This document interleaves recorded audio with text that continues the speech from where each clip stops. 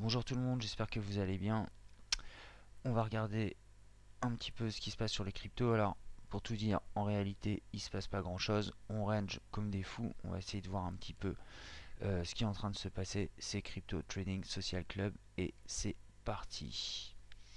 Bon, alors sur le BTC, on va revenir sur cette manipulation qu'on a eue il y a quelques jours là.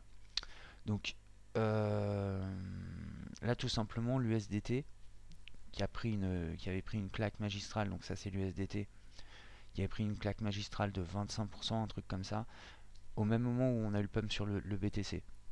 Donc évidemment ça c'est une manipulation qui a été faite sur Kraken, et le mec, certes, le mec ou le corpuscule, parce on sait pas exactement qui sont ces gens, mais ont été sur Bitfinex pour acheter majoritairement euh, du Bitcoin et quelques autres cryptos.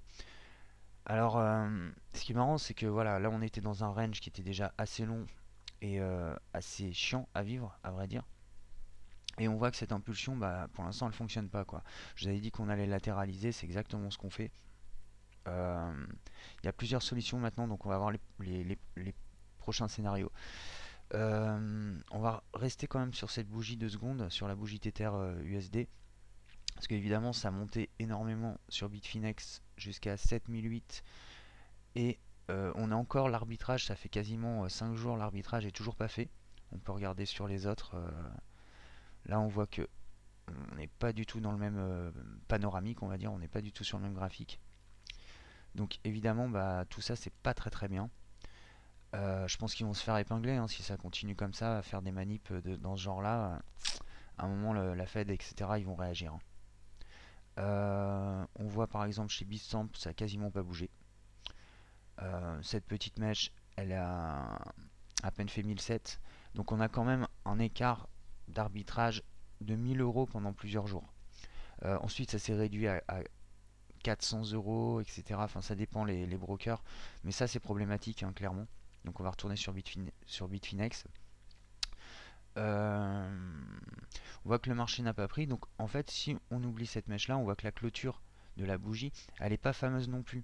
C'est-à-dire qu'on a quand même une belle impulsion haussière, mais en dehors de la mèche, on reste quand même à l'intérieur d'un triangle qui serait en fait aujourd'hui ce triangle-là, hein, en fait, tout simplement.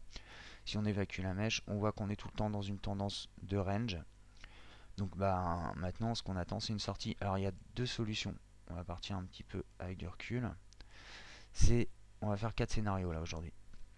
C'est soit on rentre dorénavant dans un marché mort, donc ça je vous en parle depuis plusieurs mois, qu'en fin de cycle on serait dans un marché mort qui durerait plusieurs mois, donc il pourrait partir entre, entre la zone, parce que là on a quand même deux grosses zones, c'est les 6008 et les 6100. Donc on pourrait très bien ranger là-dedans pendant jusqu'à décembre en réalité. Euh, Il y a une autre capacité, ce serait de rentrer dans un marché mort. Donc ça serait sur le vert, ça on va le virer. Hop. Ce serait de rentrer dans le vert, venir faire un plus haut ici, retomber sur les 6000, donc à 6008, voire peut-être plus haut ici. Mais revenir ensuite sur les 6000 ou en tout cas dans cette zone 6004, 6100. Revenir ensuite faire un plus haut ici, re-ranger encore, hein, et venir refaire des plus hauts. Là, on sera vraiment sorti de la bulle si on a cette configuration là maintenant. D'accord?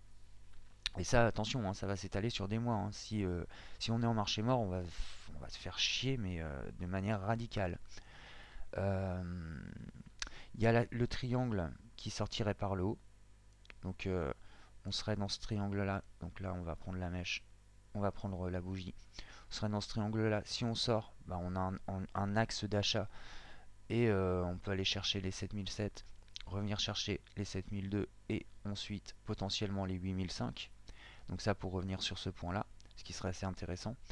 Ou alors tout simplement cette manipulation ne sert à rien quoi en fait, parce que tout simplement lui il aura gagné de l'argent mais il n'aura pas impulsé le marché. Ce qui est d'habitude quand il y a une manipulation ça impulse le marché. Là on voit vraiment qu'on est dans un marché désespéré parce que ça suit même pas pour l'instant. Donc là on pourrait très bien repartir sur la baisse, pardon. Et là on reviendrait tout simplement. Bah, c'est un petit peu comme l'ancienne analyse que j'avais, qui s'est invalidée par celle-là, mais en gros ça reste les mêmes points. C'est-à-dire qu'on viendrait par exemple faire une cassure ici baissière qui nous amènerait sur les 6100 environ, venir rechercher un plus haut, encore un plus bas sur les 5006, et ensuite aller chercher les 5009. Enfin aller chercher les 4009, pardon, les 5000. Donc là pour l'instant on attend, hein. Il n'y a pas de directionnel de marché, donc pour l'instant on attend, on va regarder ce qui se passe. Évidemment cette bougie elle pourrait aussi impulser vers la hausse et créer ce mouvement là qui arrivera à 8005, et ensuite on redégommera par le bas parce que c'est une évidence, donc on partirait à peu près comme ça. On reviendrait hop, par plusieurs vagues, certainement certainement comme ça. Donc là pour l'instant bah, c'est du stand-by, hein, on attend. Donc on attend de voir quel scénario va pouvoir se valider. Que ce soit scénario baissier, haussier pour l'instant, ou marché mort, on ne sait pas, on va voir ça dans les semaines à venir. C'est vrai qu'on s'emmerde hein, sur les cours là, honnêtement il se passe vraiment rien. Moi personnellement je trade pas parce que bah, y a rien à faire en fait. Il y a rien à faire. Tant qu'on n'a pas comment dire, on n'a pas une impulsion qui nous donne une directionnelle de marché, honnêtement il n'y a pas grand chose à faire. Donc je vais pas passer une heure sur cette vidéo à faire tous les coins parce que c'est vraiment c'est pas vraiment très intéressant. On va voir vite fait Ether quand même. Et ensuite, on va faire les cryptos qui ont de la capitalisation et qui sont en train de faire des choses un peu différentes de ce que font les autres. Donc toujours à l'intérieur de ce triangle, il est fort possible qu'on vienne le casser par le bas pour venir faire un double top, ce qui sera un signal d'achat. Je vous en avais parlé dans la précédente vidéo. Désolé d'ailleurs, le son n'était pas très bon, mais bon, c'est une vidéo très rapide. Donc en fait, ici on pourrait venir rechercher sur les 160. À voir. Est-ce qu'on va faire un double bottom? Est-ce qu'on va repartir? Pour l'instant, moi, ça me fait plutôt penser à un double bottom, tout ça. On va voir et ensuite, on verra si vraiment on a une directionnelle. On va regarder ETC, parce que ETC nous a fait un petit pump cette nuit. Donc, il était venu, il recherche à sortir. Hein, ETC, il est intéressant parce qu'il cherche à sortir. Là, on peut bouger un petit peu ça. Hop. On voit qu'on est tout le temps à l'intérieur du canal. Bon, ça franchit pas, mais en tout cas, ça tente. Donc ça, c'est intéressant à observer. ETC, mieux vaut le garder en ligne de mire. Il peut faire, là je pense qu'il a fait une dizaine de pourcents. Donc à voir. Évidemment, si on sort en pullback, hop, et on dégommera, on viendra rechercher premièrement cette zone là à 14 $. Et on verra par la suite, mais on n'y est pas, donc je vais passer très vite sur ces coins. Alors XRP. XRP qui a défoncé tout support après support, etc. Il est venu chercher le support à 0,37, il s'est bien maintenu dessus, il est venu chercher les 52. Alors là, tout simplement, lui, ce qu'il fait, c'est qu'il est en train de ranger. Alors là, moi j'en suis sorti hein, d'XRP. S'il vient prendre ici, genre sur les 44, il y a peut-être un ordre d'achat à passer. Évidemment, si il perce cette trendline là, on n'achète pas. Hein. Ça, c'est une évidence parce qu'il viendra rechercher tout simplement les 37. Bon, XRP, je le sens pas super joyeux. On va voir ce qui va se passer. Je pense qu'il peut très bien faire une vague, une comme ça. Là, refaire une vague à peu près de cette manière-là. Je vais la noter pour que vous voyez. Là, on a notre vague. Hop, hop. On vient chercher ici. On vient chercher cette trendline. Et on commence à faire une oscillation vers le haut. Ok, pour aller chercher les anciens targets qu'on cherchait. Donc, il serait au-dessus de la mèche. Il serait vers les 0,83 centimes de dollars. Ou alors, il perce évidemment. Là, on vient rechercher les 36. Voir s'il perce sévèrement, tout simplement, on viendra chercher le point de la vague 1 qui se trouve à 31 centimes. Bon, on va voir tout ça, on verra ça dans des prochaines vidéos. J'ai des connes à potentiel. Edo qui a fait une bonne perspective, j'en ai parlé dans une des dernières vidéos. Donc au début moi je pensais qu'il allait pumper plutôt vers le haut comme ça, mais il a décidé de monter en rangeant. Donc ça c'est plutôt pas mal. Moi j'avais sorti 60% de position ici. J'étais ressorti, re-rentré. Donc là pour l'instant je laisse courir. Le but évidemment, eh bien sur Edo, il est ici. Hop. Il est sur les 1,45 à peu près, 1,47. Enfin en gros sur cette zone de support ici. Donc ça c'est de résistance ici. Donc ça c'est intéressant. XLM, un petit tour dessus. Toujours à l'intérieur de ce canal, hein. Il rebondit dessus, il retombe.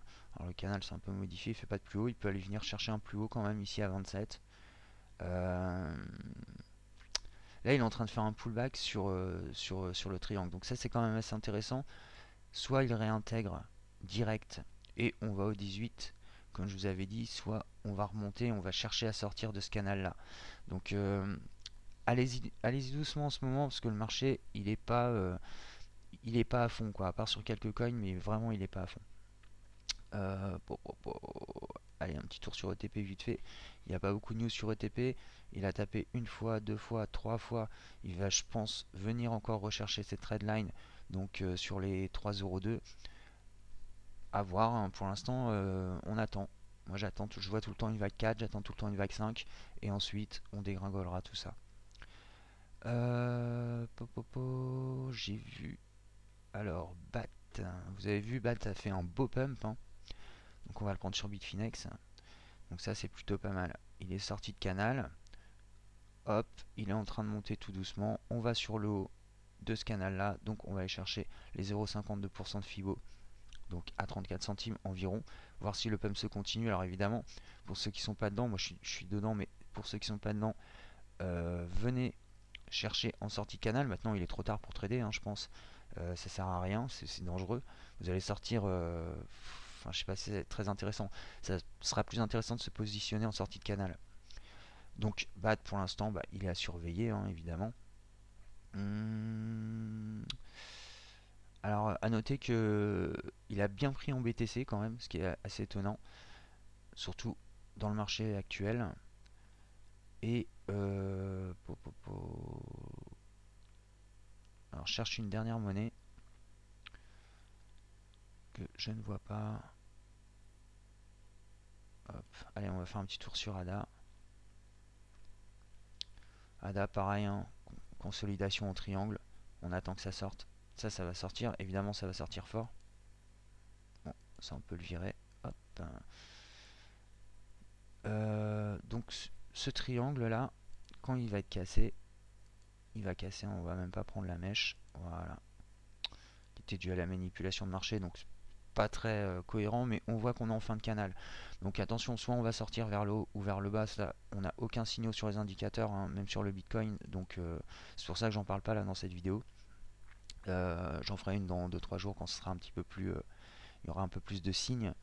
Mais en tout cas là on attend une baisse. Ça peut être soit un canal, un triangle pardon, donc un range en triangle qui va tout simplement se prolonger.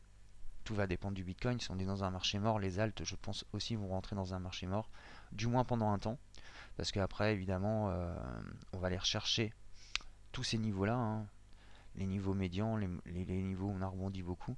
Donc pour l'instant, bon, moi, voilà, c'est vraiment, je suis en wait and see, j'attends de voir ce qui se passe. Ça sert à rien de rentrer sur les marchés. Il y a moyen de poser des ordres en sortie de triangle ou en sortie de range, mais pas à l'intérieur. Commencez pas à acheter à l'intérieur de ces triangles, ça n'a aucun sens. Attendez qu'on en sorte, et ça va être pareil pour Ether, etc. Toutes les autres. Donc je vais pas trop en parler parce que pour l'instant, bah, il se passe rien dessus, hein. On oscille entre des plus 0,20%, moins 0,20%. Donc c'est pas très très intéressant. Enfin voilà, on tourne au pourcentage. Il se passe rien, on attend qu'il se passe quelque chose, qu'il se déclenche quelque chose sur le Bitcoin ou quoi. En tout cas, bah, on verra ça dans les vidéos ultérieures. Je l'ai fait un peu tard celle-là, mais vu qu'il se passait rien sur le marché, bah, ça servait à rien quoi, en gros quoi. Donc pour l'instant, voilà, je vous dis, on attend, on regarde un petit peu ce qui se passe, et puis on va voir ça pour la suite. Et je pense qu'on va voir ça dans 2-3 jours. Je pense qu'on va commencer à avoir des confirmations. Même si le marché est très lent, très besogneux, on va dire, mais ce qui est normal, hein, on est en fin de cycle, fin de bulle, c'est logique.